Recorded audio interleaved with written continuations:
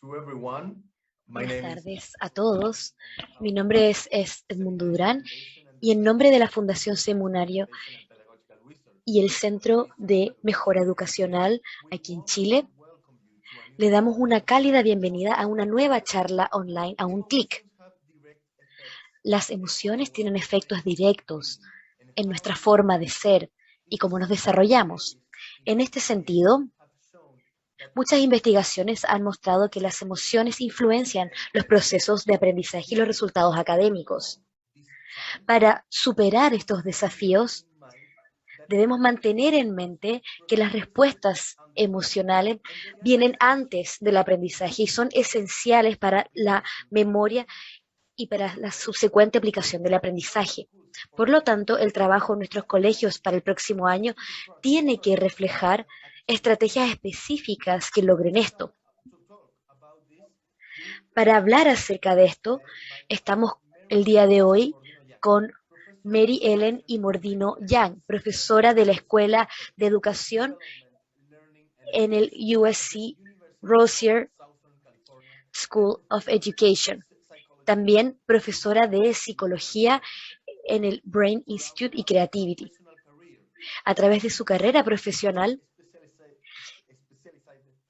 ella se ha especializado en la investigación psicológica y neurobiológica basada en el área socioemocional de autoconocimiento y cultura, abordando las implicaciones del aprendizaje y la educación de las comunidades.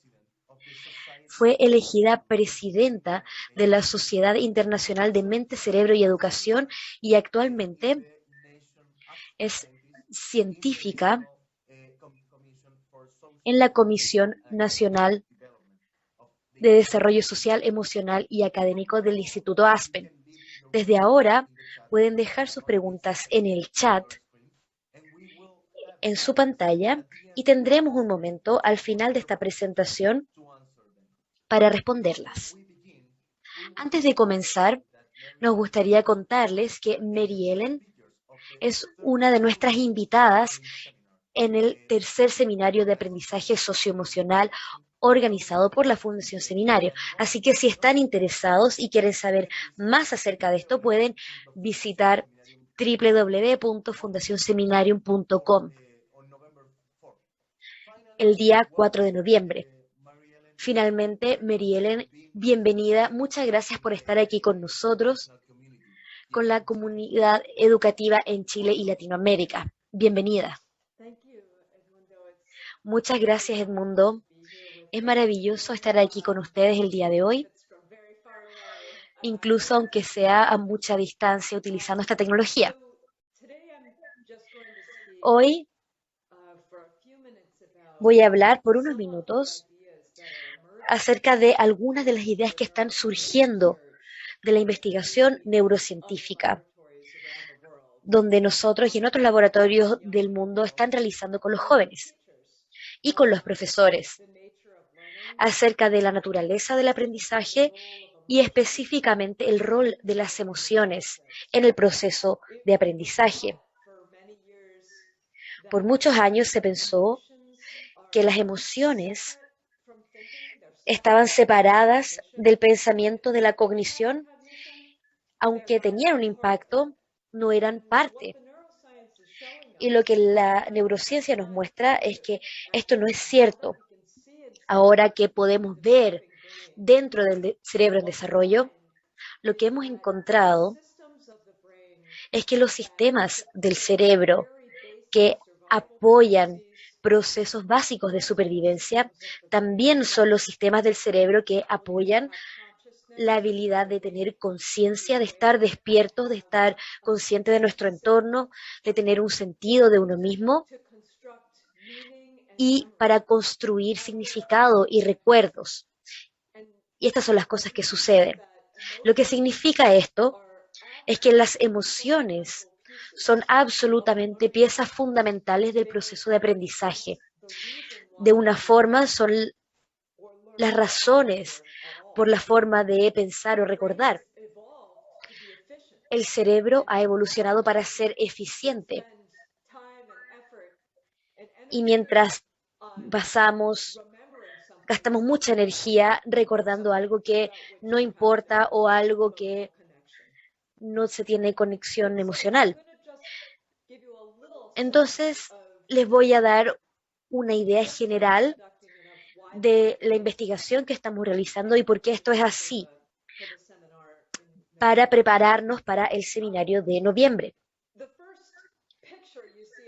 La primera imagen que ven en esta diapositiva es una pintura realizada por una colega. Y en la vida real es una pintura muy grande, muy vibrante, donde se ve este océano de vida y el sol cálido y las hierbas creciendo. Y en el medio tenemos estas olas blancas que parecen olas o nubes, pero lo que son es la estructura básica del cerebro de una persona, a partir de uno de nuestros escáneres, de nuestros exámenes, donde tomamos imágenes de los cerebros que nos mostró estas colitas conectadas, esta red interconectada por debajo de las células que son las neuronas que se disparan. Y estos son los caminos que están conectando todas estas células hacia el cerebro y de vuelta a la cabeza para hacer un organismo coherente, donde hay una mente y un cuerpo que funcionan y se adaptan en el mundo. Y me encanta esto como una imagen para empezar a pensar en el rol de las emociones en el aprendizaje y en el cerebro. Porque mi colega no ha pintado el cerebro separado de la persona o separado de la vida que la persona está viviendo en una esquina donde podemos analizarlo con detalle. Lo que ella ha hecho es que ha pintado las redes de conectividad del cerebro incluidas en un paisaje marino lleno de vida. Y esta es la forma en la que nuestro cerebro se desarrolla. No podemos ver nuestros cerebros adentro de nuestra cabeza, así que pensamos que es algo separado, pero en realidad es parte de nosotros y estamos en un espacio social en conjunto, construyendo en conjunto e influenciando los sentimientos y los miedos y los recuerdos y el desarrollo de los cerebros de los otros. Y es por esto que la educación debe empezar a poner atención sistemáticamente a las experiencias subjetivas emocionales de los aprendices, de los alumnos y de los profesores, y de la calidad de sus relaciones y cómo se siente pensar dentro de un colegio. Porque son esas formas emocionales de pensar y de relacionarse y de estar en conjunto que efectivamente, de acuerdo a lo que muestra la investigación, son lo que hace que el cerebro se desarrolle en la infancia y adolescencia. Entonces, para darles una idea de lo que me refiero, este es un dibujo y una canción que mi hija escribió para su hermanito pequeño cuando era pequeña. Tiene ahí esta imagen y ahí debajo dice: "Oh, Teddy, te queremos más que a la tierra completa. Te amamos como siempre, pero a veces aún más, ya que nos hace sentir orgullosos y felices de que seas tú". Y tengo una pregunta muy simple para ustedes. ¿Este es un poema o una canción acerca del amor que siente esta niña acerca de su hermano, o esto es una canción acerca de su interés acerca de las ciencias planetarias? Es ambos. Nosotros aprendemos y logramos estos logros académicos en un contexto donde vivimos y tenemos nuestras experiencias culturales. No son cosas separadas en una persona. Y con mucha frecuencia en la educación moderna pensamos que el aprendizaje académico y el desarrollo personal son cosas separadas, pero en el cerebro no lo son y en las personas reales no lo son.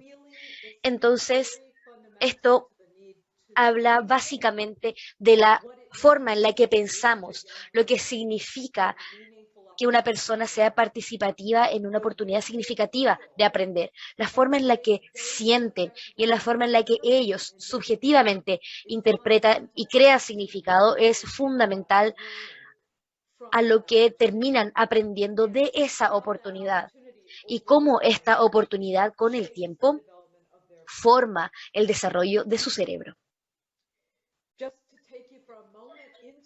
Ahora, un momento, vamos a ir al cerebro. Esto no es solo una metáfora, esto es realmente lo que estamos descubriendo dentro del cerebro.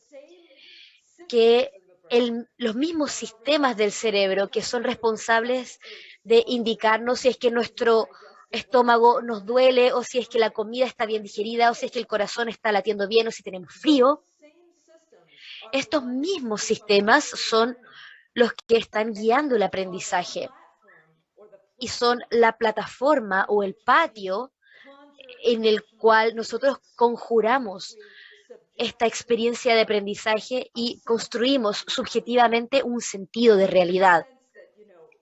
Este sentido de no puedo comprobarlo, pero siento que soy real.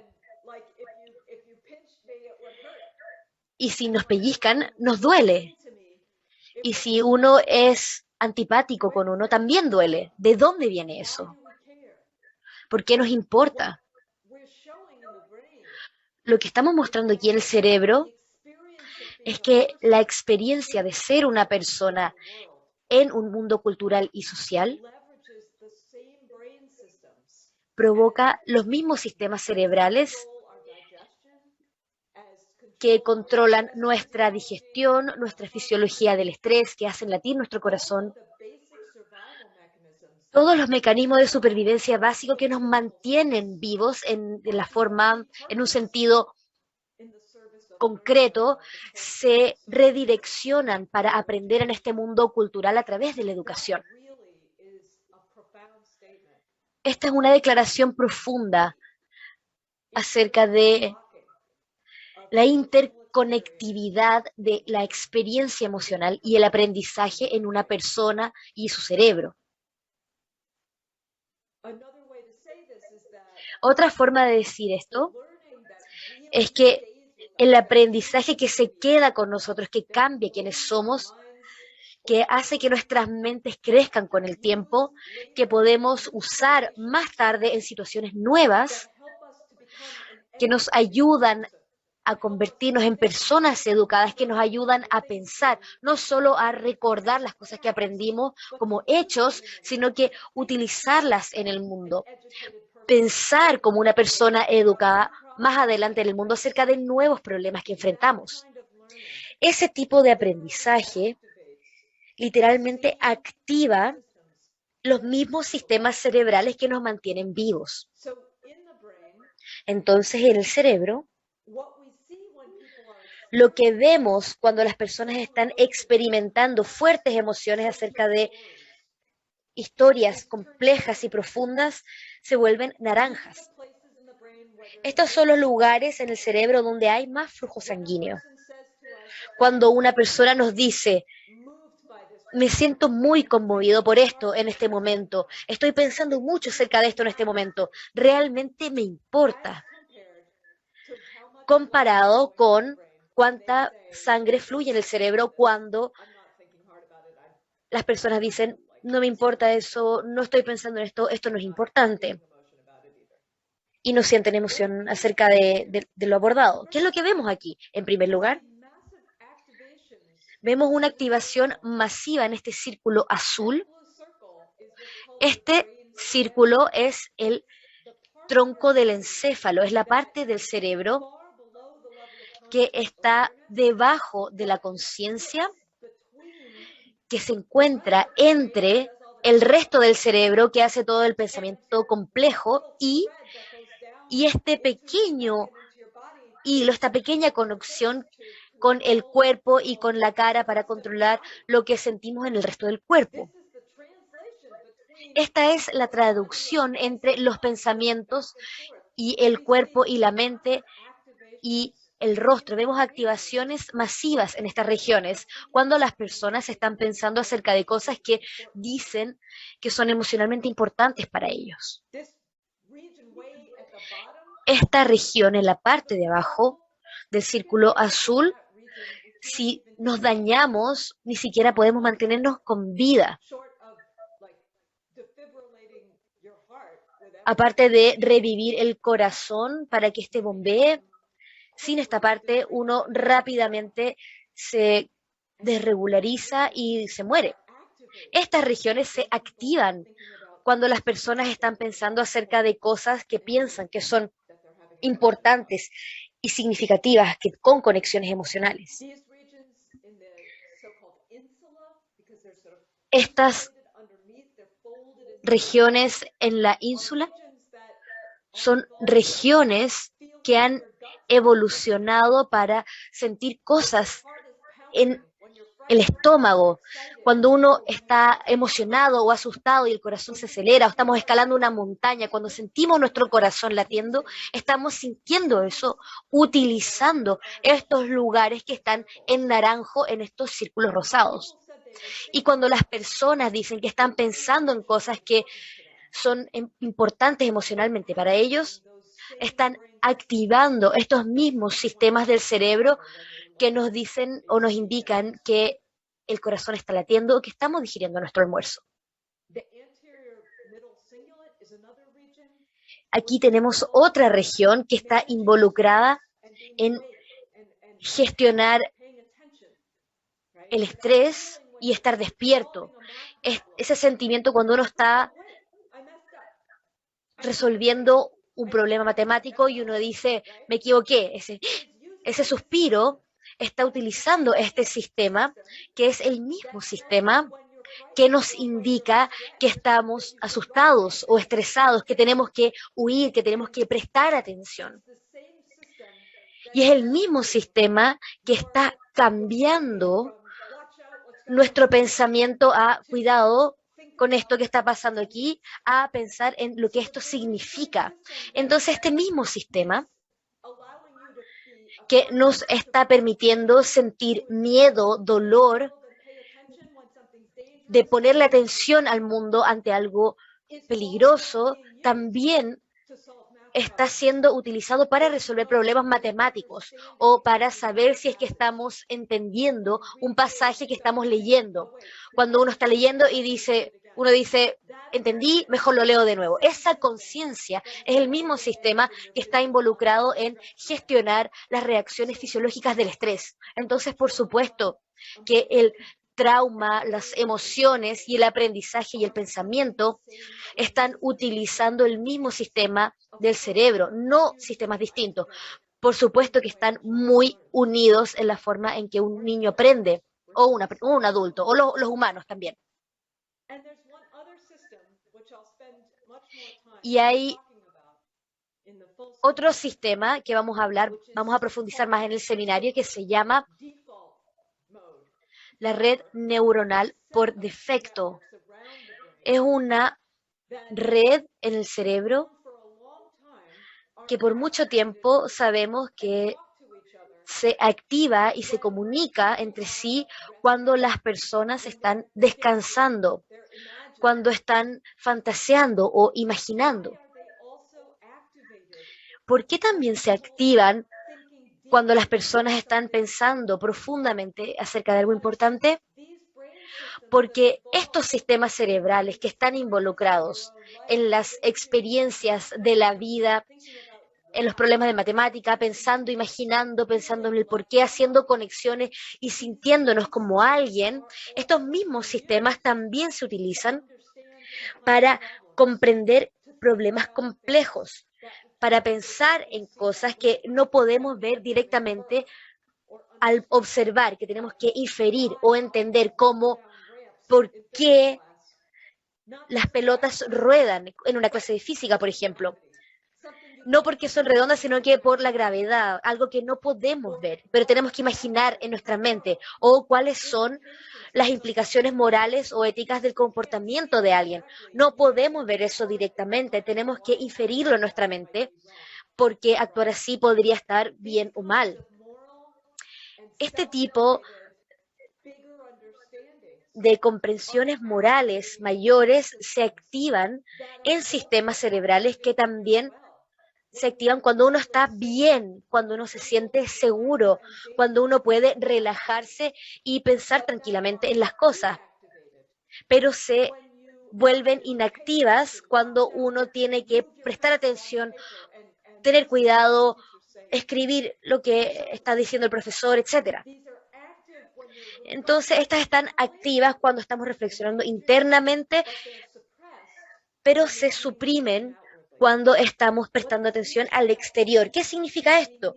Que en la educación tenemos que ponerle atención al hecho de ayudarle a los niños a pasar de este estado de ponerle atención al profesor, mover el lápiz, hacer el trabajo, a dar un paso hacia atrás y sentirse seguros que pueden detenerse y reflexionar y pensar acerca de por qué y quién soy yo aquí y por qué esto tiene sentido, por qué comprendo,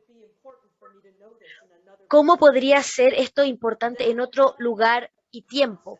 Este tipo de procesos que son extremadamente importantes para ayudarle a los jóvenes a construir un sentido de identidad, un sentido de propósito, un sentido de moralidad y un sentido de comprensión profunda del contenido académico.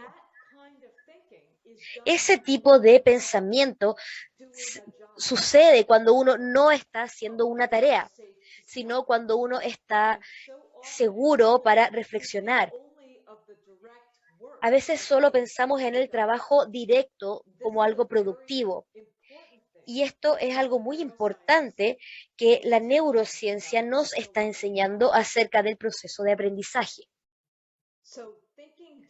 Entonces, pensar profundamente es decirnos a nosotros mismos, contarnos historias complejas. Nos estamos contando historias importantes acerca de cómo funciona la gravedad, acerca de quiénes somos en el mundo, acerca del bien y el mal, acerca de cómo se puede utilizar la matemática para explicar y predecir cosas, cómo la literatura se puede utilizar para compartir experiencias. Cada una de estas formas de pensar está activando un patrón cerebral que se vuelve incompatible con el completar una tarea y prestar atención a un profesor o a otro alumno. Uno tiene que sentirse seguro para poder reflexionar y pensar. ¿Qué significa esto para el bienestar de los alumnos, para su salud emocional? ¿Qué significa para su carácter moral? Si el carácter se está construyendo en un cerebro que funciona en esta red que no se puede activar al mismo tiempo que esta actividad de terminar la tarea. ¿Cómo podemos cambiar la forma de pensar acerca de la productividad, de completar un trabajo, hacer y también incluir el pensamiento crítico y la resolución de problemas? ¿Qué significa esto para el uso de la tecnología en la educación? La tecnología siempre nos está tirando la atención. Bien, avanzaste al próximo nivel. Cuando participamos así, estamos aprendiendo ciertas formas, pero otras formas están siendo descuidadas y necesitamos un equilibrio para la salud del cerebro, la salud emocional y para el crecimiento intelectual. Gracias. Thank you, Mary Ellen, for that Muchas gracias, Mary presentation. Ellen, por esa presentación. De nada. Tenemos más de 300 personas el día de hoy y hemos recibido muchas preguntas del público, así que, insisto, cualquier persona que quiera hacer una pregunta puede enviarla en el chat que tenemos aquí. La primera pregunta es de Antonio López. Hace la siguiente pregunta. ¿Se podría decir que el sistema escolar necesariamente debe divorciarse de un paradigma racional analítico para cambiar hacia un paradigma más contemplativo que considere las emociones. Si es así, podríamos afirmar que el aprendizaje basado en proyectos debería dirigir esta nueva pedagogía. Esa es una muy buena pregunta. Creo que sí, pero con una pequeña variación, que el pensamiento racional, el pensamiento académico acerca de problemas complejos como cómo funciona el cerebro o las relaciones políticas o las matemáticas, estas son por esencia procesos emocionales. Necesitamos comprender eso. Los matemáticos sienten mucho interés en lo que entienden y cuando entienden algo nuevo, eso se siente muy bien y poderoso. Es muy potente y lo que tenemos que comprender es que estos procesos emocionales contemplativos ya son elementos que guían el aprendizaje y el pensamiento de alto nivel y la comprensión compleja, pero no entendemos eso apropiadamente en el colegio. Lo pensamos de una forma separada del aprendizaje. Pero cuando comprendemos que son parte del aprendizaje, que realmente estas guían y nos empujan a pensar más en esto porque nos importa, porque nos interesa.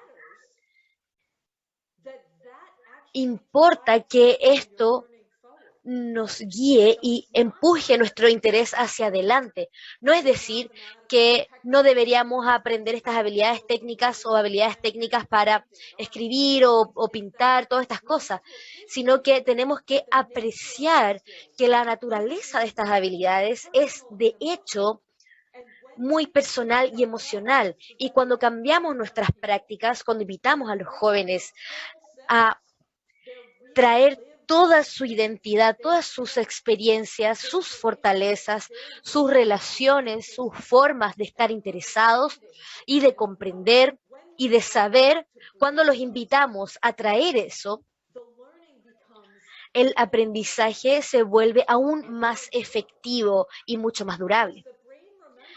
Porque el cerebro recuerda las cosas con las que tenemos conexiones emocionales. Si las emociones son acerca del éxito o del fracaso, o si tenemos miedo de la prueba que se viene, o si es que no vamos a poder comer ese día, esas son las cosas que uno va a recordar, no el contenido de las clases en sí. Si queremos que los niños aprendan el contenido, tenemos que quitar las emociones que son irrelevantes del camino, como por ejemplo cuál fue la nota o qué tan difícil va a ser la prueba. Este tipo de emociones no nos enseñan. Las emociones que nos enseñan son aquellas que realmente tienen que ver con las ideas que estamos intentando comprender. Entonces, ¿cómo podemos crear una educación que ayuda a los jóvenes a enfocarse y a sentir emociones complejas acerca de las ideas? Esa es la pregunta. Thank you, Mary. The last 2 Muchas years gracias. we had Los a lot of últimos 2 años feelings. hemos tenido muchas emociones We were in we are actually. porque estamos aún en un estado de pandemia. How can teachers can Entonces, ¿cómo los profesores pueden utilizar estas emociones get more learning or give more learnings to the students? para entregar más aprendizajes a los alumnos cuando se sienten frustrados o si se sienten muchas cosas? ¿Cómo los profesores pueden utilizar estos sentimientos, estas emociones acerca de los alumnos cuando están quizás no están tan bien? Sí, no se siente muy relevante. ¿Por qué es relevante la página 123 del libro de matemática? Es importante si es que mi abuela está enferma con COVID. Entonces, cuando uno está sintiendo algo, uno lo está pensando. Y cuando uno está pensando, uno está aprendiendo. Entonces las emociones guían lo que pensamos, por lo tanto, lo que aprendemos. Entonces, lo que es importante y lo que es difícil ahora para los profesores es pensar acerca de cómo podemos ayudar a los jóvenes a utilizar las habilidades que están aprendiendo en el colegio para sentirse poderosos, para comprender lo que está ocurriendo.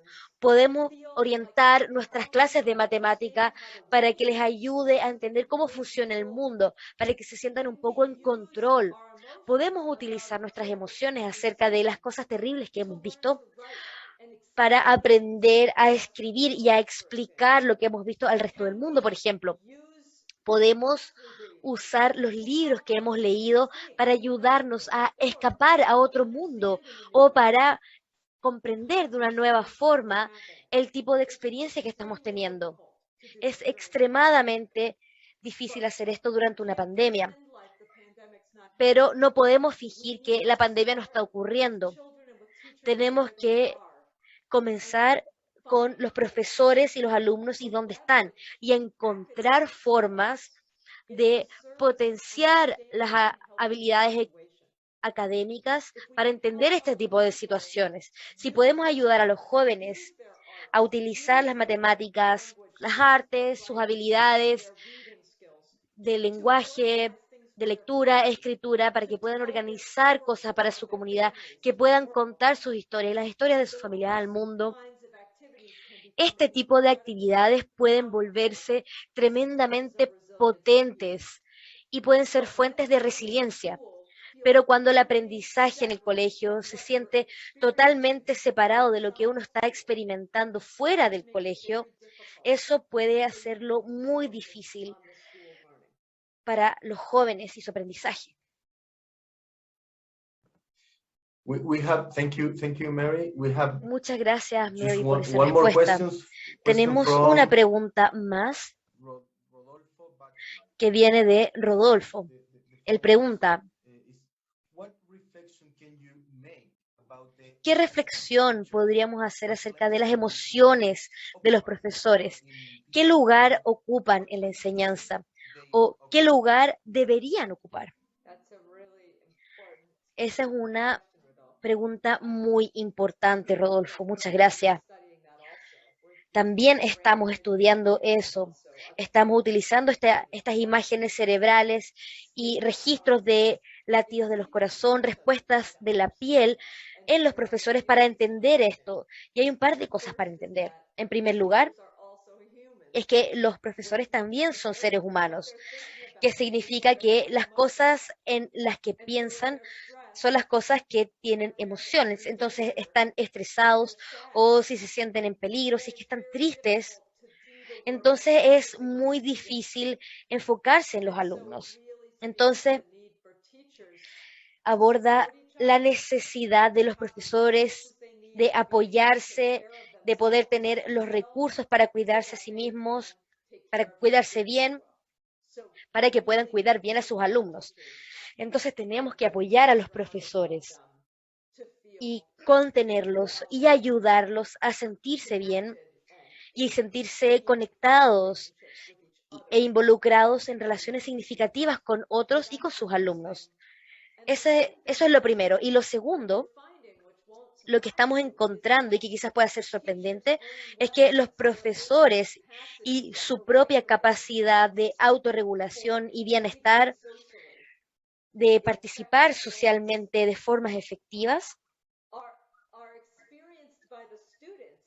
también son experimentados por los alumnos como el cuidado. Los alumnos tienen esta experiencia de este tipo de relaciones y un espacio seguro para aprender, de hacer preguntas, de tomar riesgos. Entonces, el profesor o profesora debe llegar al aula como un ser humano completo, mientras alguien que es solo un robot que se apaga durante la noche. Los profesores también son seres humanos y también pueden llevarse de una forma integral para crear conexiones significativas con los alumnos. Pero por supuesto, no todo en la vida del profesor es relevante, así que todo necesita su momento y su espacio para compartir con otros adultos, para calmarse, para sentirse apoyados y contenidos, para que después puedan llevarse y estar completamente presentes con los alumnos, casi como un estilo de crianza, como ser mamás o papás de estos alumnos en este espacio, en el colegio, piénsenlo así.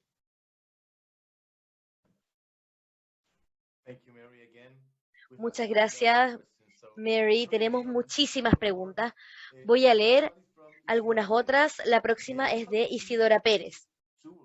¿Cómo podemos utilizar estas herramientas con niños más pequeños? ¿Cómo se puede guiar este camino del reconocimiento emocional? Esta es una excelente pregunta. Las emociones se están desarrollando durante toda la vida, desde la infancia hasta la vejez. Nuestras emociones están cambiando y la forma en la que sentimos se vuelve un poco distinta. Es distinto sentirse maduro y sabio que ser joven y un poco más impulsivo. Entonces, con los pequeños niños,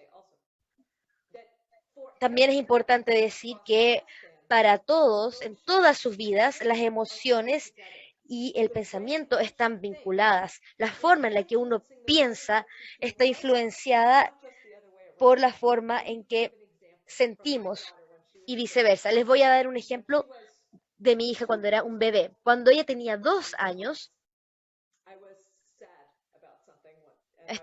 me sentí triste.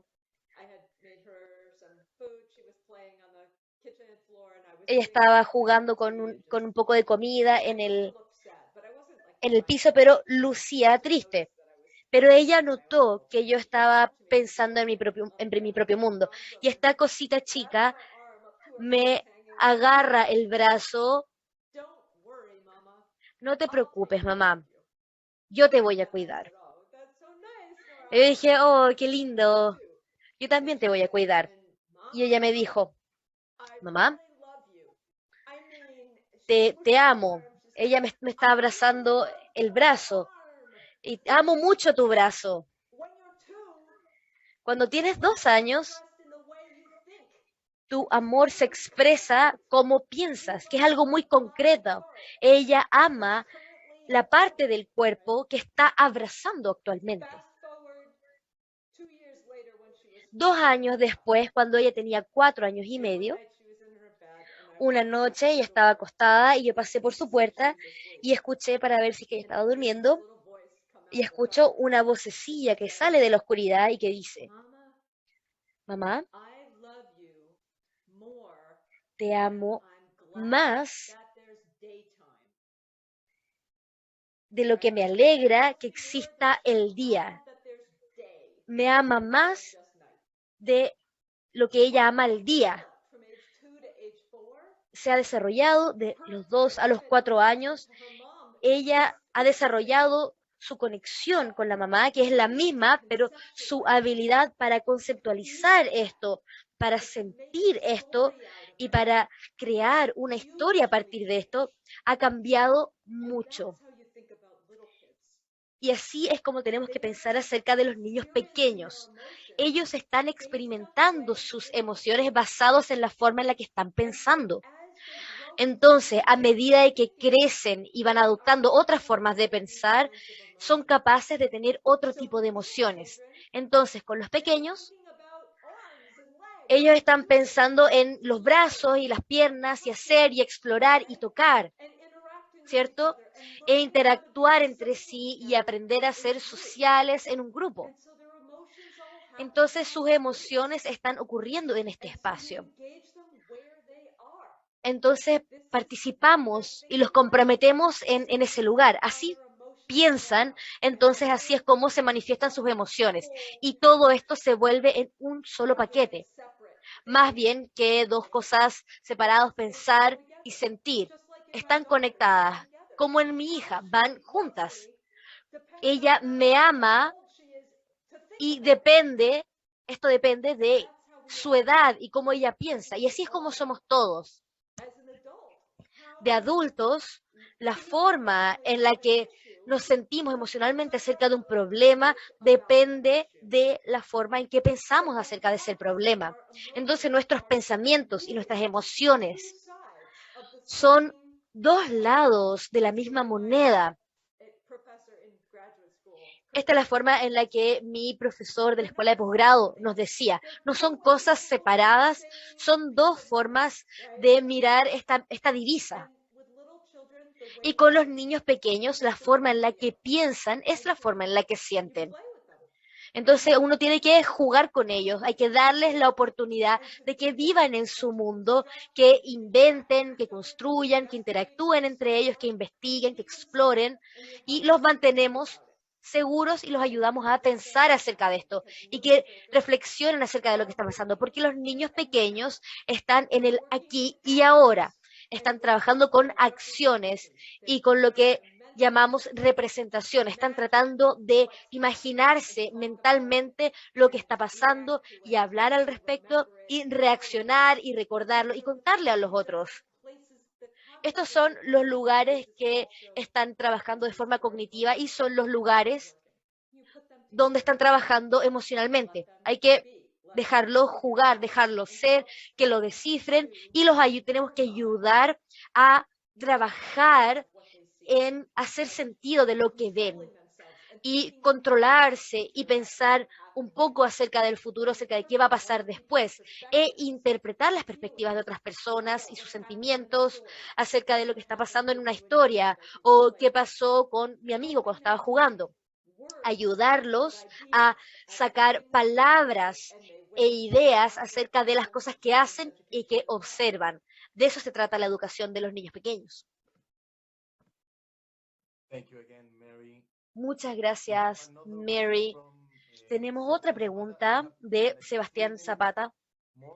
Tenemos 3 minutos más, pero quería hacerte esta última pregunta de Sebastián Zapata. ¿Qué piensas acerca de comenzar una actividad con el mindfulness, la conciencia? Bueno, esto es algo que está siendo muy popular, claramente es muy potente.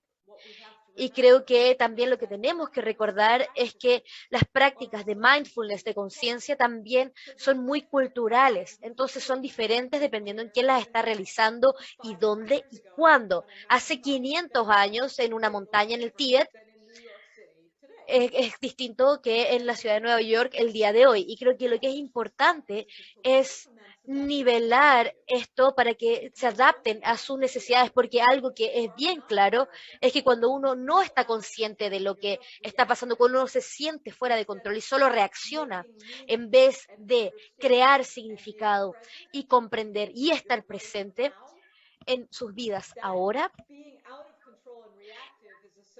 este estar fuera de control y reactivo está asociado a la ansiedad, a los problemas de salud mental, con una falta de propósito, con el sentido de que alguien está logrando algo y estas relaciones superficiales que se sienten pasajeras. Entonces, las prácticas de mindfulness son muy, muy importantes, obligarse a enfocarse y asistir y experimentar las emociones alrededor de lo que está pasando completamente y entenderlas en vez de controlarlas hasta cierto punto. Pero al mismo tiempo también es importante que podamos reconocer que no hay una solución mágica que viene de otra tradición cultural que impuesta aquí va a funcionar necesariamente.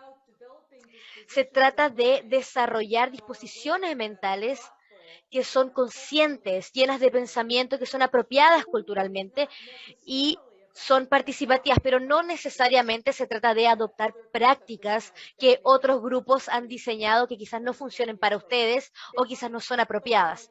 Podría ser, pero podría no ser. Y tenemos que entender que los métodos tradicionales no funcionan para todos, pero todos tienen que sentirse aquí, ahora, conectados y seguros.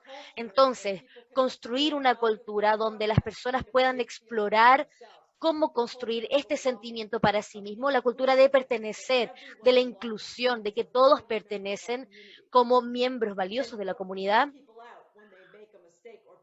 y que no van a expulsar a alguien cuando comete un error, sino que se incluye y los ayudamos a participar con los otros y entender por qué esto no fue bueno y cómo podemos hacer sentido de esto para que puedan cambiar su reacción la próxima vez. Este tipo de prácticas inclusivas son claves para construir una conciencia saludable en alumnos y profesores. Y a veces la meditación o las prácticas de mindfulness pueden ser útiles, pero no siempre y no para todos. Así que usen lo que les sirva a ustedes. Thank you again, Mary Ellen. We are on time. Muchas But if you gracias, have Mary Ellen. your last Ya questions cumplimos el tiempo. for the teachers that are joining us. Muchas gracias por responder estas preguntas. Y como comentario final, yo diría, pregúntense cuando están con los alumnos, ¿para qué son buenos? ¿Qué saben ellos más que yo? ¿Y qué puedo yo aprender de ellos? Y cuando uno se hace ese tipo de preguntas, uno empieza a abrir un canal que invita a los jóvenes a participar en su totalidad y ahí uno puede compartir lo que uno sabe y se convierte en un intercambio y una cultura de aprendizaje, más que algo unidireccional, algo que el profesor sabe y el alumno no, y así. Y también quiero agradecerles a todos por su trabajo con los niños. Este es un tiempo tan difícil para todos, pero para los profesores que están ayudando a los jóvenes y niños a entender lo que está sucediendo en el mundo. Es tremendamente difícil este trabajo y es un trabajo muy hábil, así que desde el fondo de mi corazón les agradezco por su trabajo y por llevarse a ustedes mismos por completo a esta experiencia. Thank you again, Mary Muchas Ellen, gracias, for your presentation, Mary Ellen, por tu for joining presentación us today. And y por thank you estar con nosotros el very día de hoy. much to all the people who Y connected muchas gracias a todas las and were personas que a se part conectaron of this new talk was organized by the Center for Improvement Experimentation and aparte de Pedagogical esta Research charla and que se organizó por el Seminarium CPIB Foundation. y la Fundación Seminarium. Just want to remind you that Mary Quiero will be joining recordarles us que during Mary the va a estar con third nosotros Social durante Emotional Learning el Seminar on tercer November seminario 4th. de aprendizaje For more socioemocional information, el 4 de you can noviembre. visit Para más información pueden visitar fundacionseminarium.com. fundacionseminarium.com. Thank you, and we look forward to see you again. Muchas gracias y esperamos verlos de nuevo en futuras actividades. And thanks again. Nos vemos en otra oportunidad y muchas gracias de nuevo.